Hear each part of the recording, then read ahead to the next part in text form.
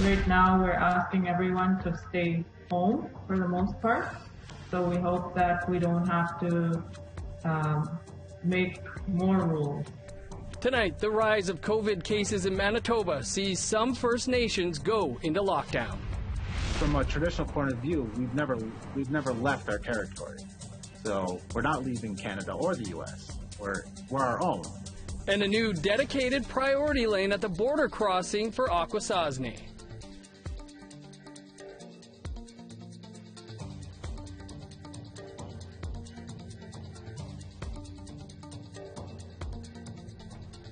Good evening, welcome to APTN National News. I'm Dennis Ward. As Winnipeg deals with record-breaking numbers of COVID-19 cases, First Nations across Manitoba are also facing a high number. For months, First Nations were spared with having the virus enter communities, but not anymore. And many communities are reverting back to strict lockdowns. Brittany Hobson explains. There are 366 active cases of COVID-19 on reserve in Manitoba. 17 communities in the province are currently dealing with the virus. Pimachikamak Cree Nation initiated a critical or code red on the province's pandemic response system after an outbreak occurred last month. And that way, if you stop it from people from moving around, you can stop that thing from moving around, and you're going to treat these people and help them. And then hopefully we can go back to lowering our code red to orange or something like that. But we can never let our guard down, though. Chief David Monia says 31 people have tested positive in the community. A team has set up an isolation tent and screening center. Some members have had to go to Winnipeg for alternative isolation accommodations. Contact tracing has been one of the biggest challenges. Monia says it's tedious but necessary. It's very complicated, and it just leads you to so many different places and stuff like that. It's hard to comprehend that. The community is currently on a lockdown. Social media has been key in getting this message out. Monius provides daily updates through live streams and the radio station. He also encourages people to go online to foster interactions. We are trying to manage as much as we can to deploy resources to those areas, and for people that are feeling mentally exhausted in their homes, and you have to help those people as well. So we do a lot of programming, like even online contests. Mississippiwistic Cree Nation is also utilizing social media. The community is dealing with its first COVID case. Chief Heidi Cook gave an update on the situation during a lengthy Facebook live stream. We recommend that everybody is staying home. There's an exception for outdoor recreation or outdoor activities like hunting if you're by yourself or with members of your household only. So no meeting up with people outside your household. A code red is also in effect in the community until November 7th. While there have been several new restrictions implemented, a curfew is not one of them yet. That's not something that we have planned. I suppose if there was issues with parties and that kind of thing, that would be when we start discussing that kind of a measure. Right now, we're asking everyone to stay home for the most part. So we hope that we don't have to make more rules. First Nations people make up 20% of the active cases in the province, but this also includes people living off reserve. Brittany Hobson, APTN National News, Winnipeg. The Yukon has had relatively few cases of COVID-19 since the pandemic began, and there have been no fatalities. But as Sarah Connors reports, one community is now dealing with their first loss. On Friday, the territory's chief medical officer of health, Dr. Brendan Hanley, confirmed the first COVID-19 related death in the Yukon. The death is connected to a family of 5 cluster in Watson Lake, which is in southern Yukon near the BC-Yukon border.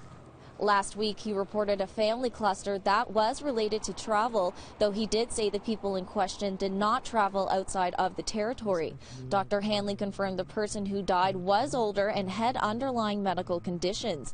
They died at their home on October 29th while they were in self-isolation. Health officials say the level of risk to the residents of Watson Lake and other parts of Yukon remains low, and they don't suspect there has been any evidence of community spread. There are currently 5 active cases of COVID-19 in the territory, and since March, the Yukon has confirmed 23 cases of COVID-19. Since then, 17 people have fully recovered from the virus. Sarah Connors, APTN National News, Whitehorse. Systemic racism within the RCMP was under the microscope last night, and RCMP Commissioner Brenda Lucki was the target. She had to explain to MPs how she's dealing with it during the Public Safety Committee meeting. Annette Francis has more on that story. It took no time at all for NDP MP Jack Harris to get to the heart of the matter, how Commissioner Brenda Lucki plans to deal with systemic racism in the RCMP, while the Assembly of First Nations called for her resignation last month. I do want to know how, in the face of a lack of confidence by one of the significant victim groups of systemic racism, the Indigenous people of Canada, how in the face of a lack of confidence by them can they expect you to deal effectively with that within the police force? Have you learned anything more about systemic racism since your last appearance before this committee? According to Lucki, she's been listening, learning, and consulting with Indigenous leaders, and plans are being developed.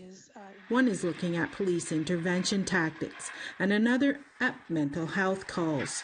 Again, to share best practices and to find the best ways to deal with such calls, because they are obviously on the increase.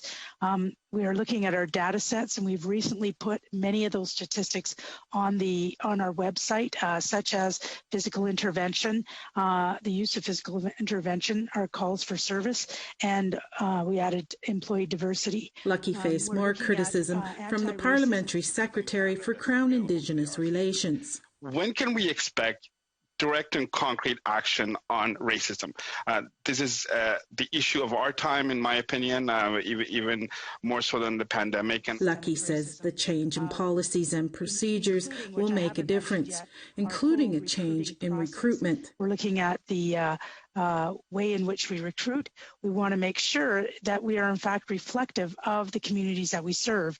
And so we want to make sure our proactive recruiters are reflective of that, and within our systems that within the recruiting systems, we bring in the right people. Commissioner Lucki says anti-racism training will also be mandatory. Annette Francis, APTN National News, Ottawa. In 2018, Gerald Stanley was acquitted in the death of Colton Bushby. Soon after, a civilian watchdog investigated the RCMP over whether their investigation of Bushby's death was fair and whether members discriminated based on race. In January of this year, Brenda Lucki received the Civilian Review and Complaints Commission findings and recommendations. She was supposed to report a response by July, but failed to do so. Today, Prime Minister Trudeau was asked what pressure he could use to get this report released and what he thinks the Bushby family is feeling about this delay. I know directly from the Bushby family and from victims of incidents across the country that the wait is extremely difficult to find out answers.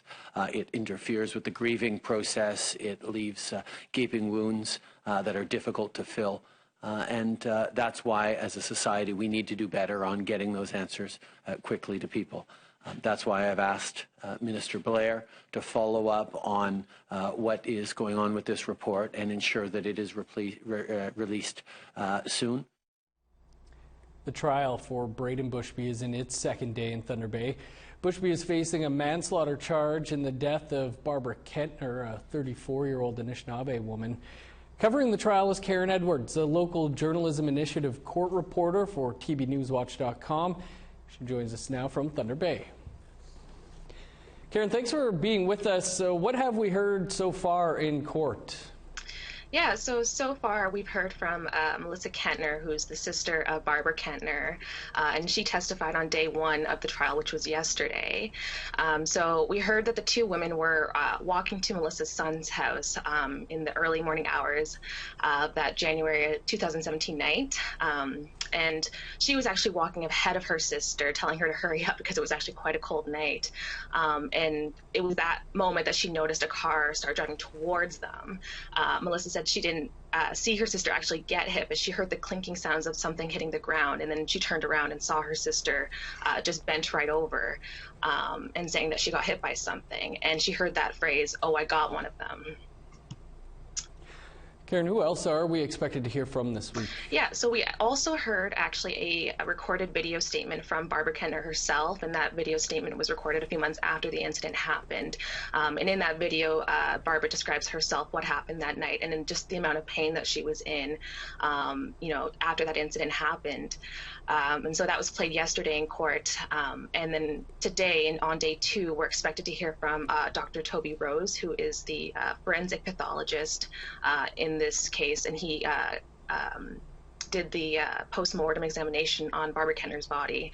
And so we're expected to hear from him today, and he's going to explain about why and how those injuries from that January 2017 night contributed to her death in July of 2017. Karen, this trial has garnered national attention, outrage over the second-degree murder charge being downgraded to manslaughter. There have been billboards calling for justice for Barbara Kentner put up. What is the mood in the community? Yeah, exactly. This has been a trial that's been long awaited by the Kentner family, not just the Kentner family, by people all over Thunder Bay and all over for the last 3 years. And, like you said, it was first scheduled to be heard before a judge and jury in January. And there's been many factors that have sort of pushed this trial to where we are today, but the COVID-19 pandemic has been one of them. And, TV News Watch spoke to the Kentner family last week, and, they said it themselves. They're pissed off about the charges being changed. So that second-degree murder charge has been withdrawn, and he is standing trial just for manslaughter now. Karen, we'll have to leave it there. That's Karen Edwards, the Local Journalism Initiative court reporter for TV News Watch in Thunder Bay. Thanks for being with us. No problem. Time now to step aside for a quick break. And coming up, a priority crossing lane for Akwesasne residents. The intent of the domestic lane is to create a smoother, faster border crossing experience by separating the domestic traffic from the international traffic.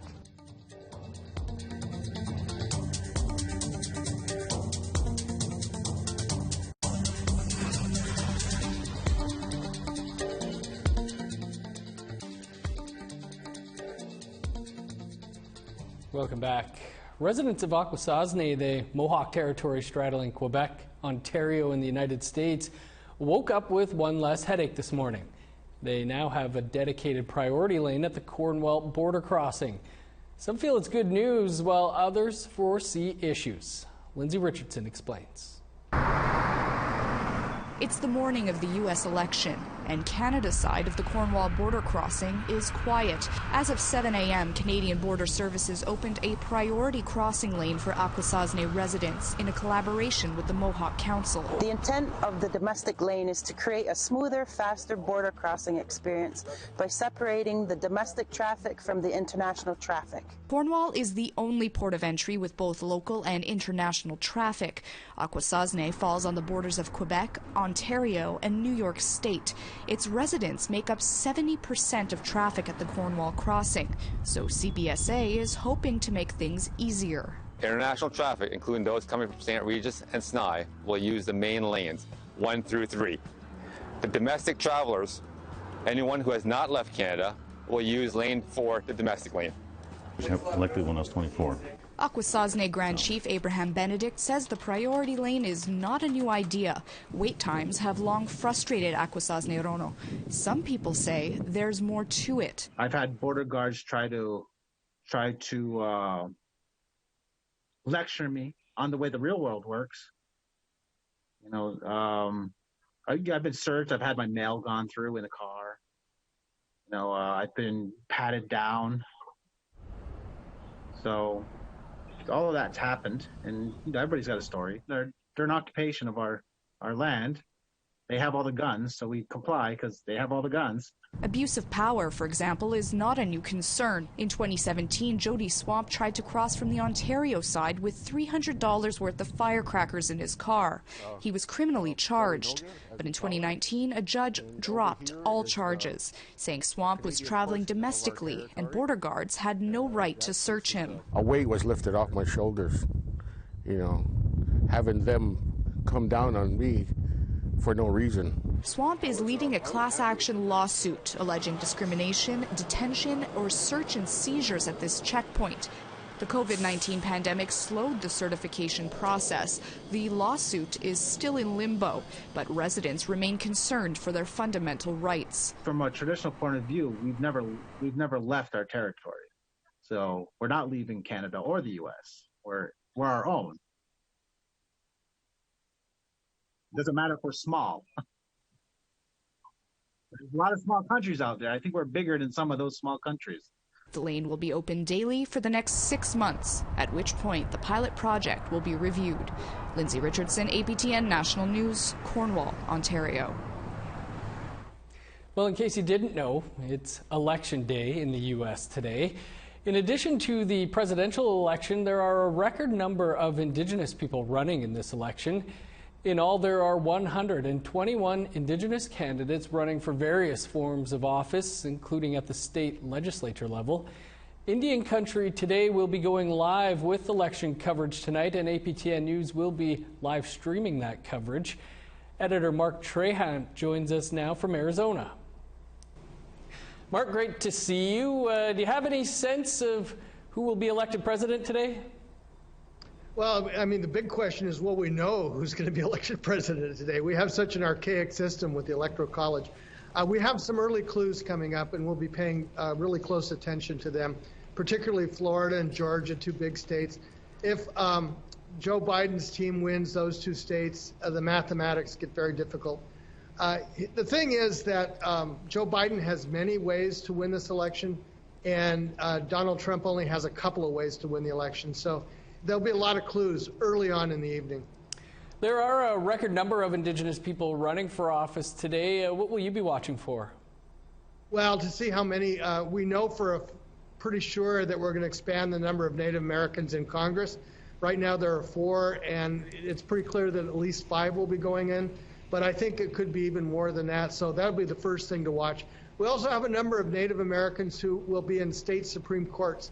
And if you think about how the justices of the United States Supreme Court are selected, that's one of the routes. So I think that has a long-term prospect. We'll also be looking at the number of state legislatures. And then the last thing to watch is the number of women. More women than men have been running now for 4 years straight, and it'll be interesting to see how many of them win. So, Mark, where can viewers catch Indian Country Today's election coverage, and what can they expect? We'll be going live at 8 p.m. Mountain Time, and it'll be on IndianCountryToday.com, which is our website. Also be on Facebook Live. It'll also be broadcast on networks FNX First Nation Experience, which is in Southern California but nationwide, and also Arizona PBS and many PBS stations. And I understand it'll be on the APTN Facebook page. We most certainly will be streaming it tonight. It's going to be an exciting night. Mark, appreciate you joining us to talk about it. Glad to be here. And you can find that live stream on our Facebook page and on aptnnews.ca/livestream. That's Indian Country Today's coverage of the U.S. election with results and analysis beginning at 9 p.m. Central. Exciting night ahead. Well, time to step aside for one more quick break, but stick around. There's more to come.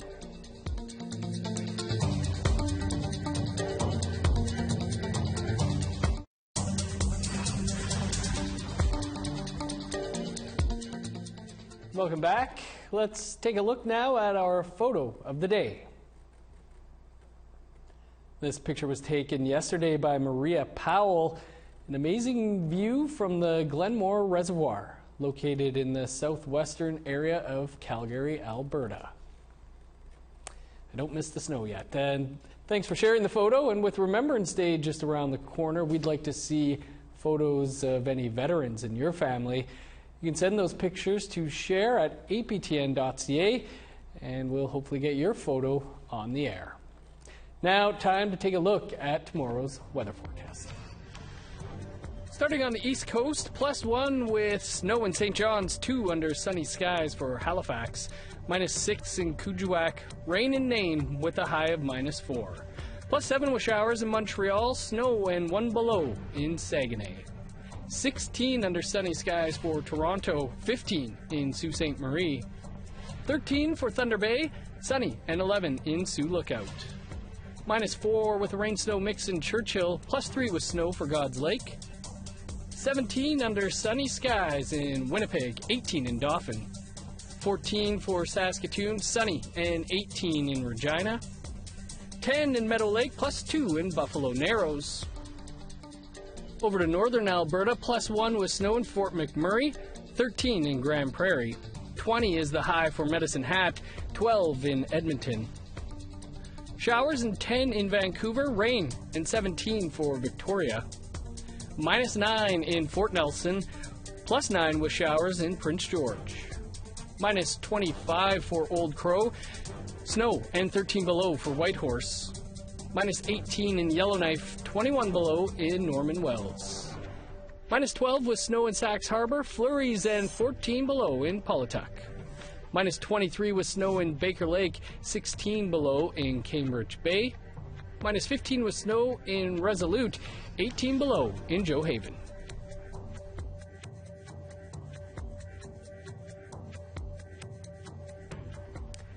Sabaganagati First Nation Chief Mike Sack is our guest tonight on Face to Face, right here after the national news. Sack says all of the violence and intimidation over the community's moderate livelihood fishery could have been avoided had the federal government honored the treaties.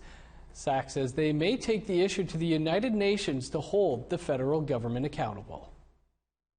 We're exploring all avenues, like we're taking it on as a broader approach, and we'll take it as far as we have to go just to make sure that our voice is heard. And, I don't want to be fighting this right now, but I'd rather do it than have my kids or grandkids doing it down the road. So if we can get this set, like I said, there shouldn't even have been a Marshall decision. If the treaties were honored, we wouldn't be here. Everybody be used to it by now. It'd be a much more broader knowledge of it, and life would be easier. And you can catch that whole episode of Face to Face in about 3 minutes' time.